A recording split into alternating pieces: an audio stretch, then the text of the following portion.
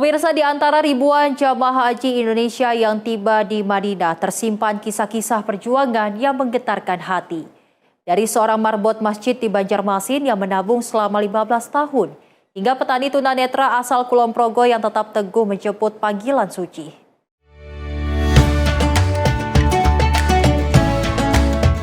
Langit Madinah menyambut para tamu Allah dengan cahaya lembut senja. Di tengah antrian panjang jemaah yang baru tiba, langkah Hamdi terlihat tertatih, namun wajahnya memancarkan kebahagiaan yang tak mampu disembunyikan. Pria sederhana asal Banjarmasin itu sehari-hari bekerja sebagai marbot masjid.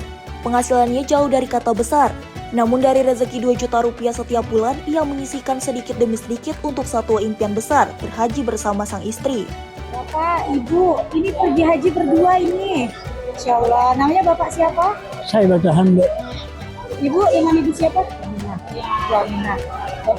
Bapak ini pekerjaannya apa, Pak? Ini kan Marbot masjid. marbot masjid, Masya Allah. Dari mana Pak uangnya bisa akhirnya berangkat haji, Pak? Iya, hasil sendiri Dari mana? di masjid. Dari masjid. Iya. Jadi Bapak diberangkatin oleh masjid. Iya. Masya Allah. Memang penghasilan kalau dari masjid setiap bulan dikasih berapa? Enggak sih, ada juga. Ada 1 juta. Sebulan dikasih 1 juta. Ya. Terus 1 juta sebulan. Ada 500 seminggu, 2 juta. Sebulan 2 juta. oh, jadi ada dikasih orang juga Ya, gitu, Pak. sudah. Ya, Terus itu Bapak kumpulin. ya kemudian. Ini siapa yang mendaftarkan haji Bapak? Sendiri atau? Sendiri. Sendiri. Nunggunya berapa lama nih Pak? 15 tahun. 15 tahun, Masya Allah. Ini bisa berangkat berdua, ini Ya. anak Bapak ini Masya Allah. Bapak senang nggak Pak udah nyampe sini? Ya. Senang. Terharu nggak Pak? Ya. Sedih nggak sih Pak udah nyampe sini Pak? 15 tahun lamanya Hamdi menabung, rupiah demi rupiah dikumpulkan. Tanpa usaha besar, tanpa harta berlimpah. Hanya kesabaran, kedisiplinan, dan keyakinan yang terus dijaga. Di sampingnya, sang istri Aminah tak kuasa menahan tangis. Perjalanan panjang penuh perjuangan itu kini berbuah manis. Mereka akhirnya menjejakkan kaki di tanah suci. Bukan hanya Hamdi, di sudut lain Madinah, kisah haru datang dari Sarjo Utomo. Usianya 71 tahun, seorang petani dari Kulon Progo, Yogyakarta, yang telah kehilangan penglihatannya sejak puluhan tahun lalu. Namun kebutaan tak pernah memadamkan cita-citanya. Dengan tongkat dan tuntunan sang putri, Sarjo melangkah pasti memasuki hotel jamaah. Wajahnya tenang, suaranya lantang, seolah ingin berkata cahaya iman jauh lebih terang dari sekedar pandangan mata. Sejak muda ia bekerja sebagai buruh tani. Dari hasil keringat di sawah, Sarjo menabung dan membeli sebidang tanah. Tanah itulah yang akhirnya dijual untuk melunasi biaya haji. Saya jual tanah pekarangan kebun saya jual untuk daftar haji saya dan anak saya dan istri saya. Itu. Kenapa Mbak kok pengen naik haji? Karena saya ini orang Islam toh.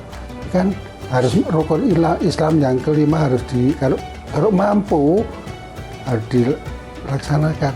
Kan saya merasa mampu biarpun res-presan uangnya sampai itu jual sawah. Dan saya kena penyakit mata, saya berhenti berdagang, pensiun istilahnya itu, cuma di rumah aja. Niat awalnya berhaji bersama sang istri, namun 2 tahun lalu sang pendamping hidup lebih dahulu berpulang. Kini, putri keduanya menggantikan sang ibu mendampingi ayah menuju Baitullah. Di musim haji tahun ini, layanan ramah lansia dan disabilitas menjadi harapan baru bagi jamaah seperti Sarjo. Kursi roda, pendampingan, dan bantuan petugas menjadi jalan kemudahan menuju ibadah yang mabrur. Kan mata saya diperkirakan oleh dokter mata sudah nggak bisa sembuh. Jadi saya ingin ibadah kan yang untuk sangu saya besok dipanggil Allah itu kan ibadah saya. Itu kalau saya tinggalkan anak saya cuma untuk yang lain kan sudah nggak tahu, nggak merasakan. Kalau saya haji mungkin Allah mengampuni dosa-dosa saya yang dari awal sampai sekarang banyak dosa saya gitu. Hamdi dan Sarjo adalah wajah ketulusan dari jutaan umat Islam. Mereka mengajarkan bahwa haji bukan semata soal kemampuan materi, melainkan tentang niat yang tak padam, doa yang tak putus, dan keyakinan yang tak pernah runtuh. Di bawah cahaya Haramain, air mata mereka menjadi saksi bahwa siapapun yang sungguh memanggil namanya akan datang pada waktu terbaik yang telah ditentukannya. Dari Madinah, Arab Saudi, Ferdi Setiawan, Sinpo TV melaporkan.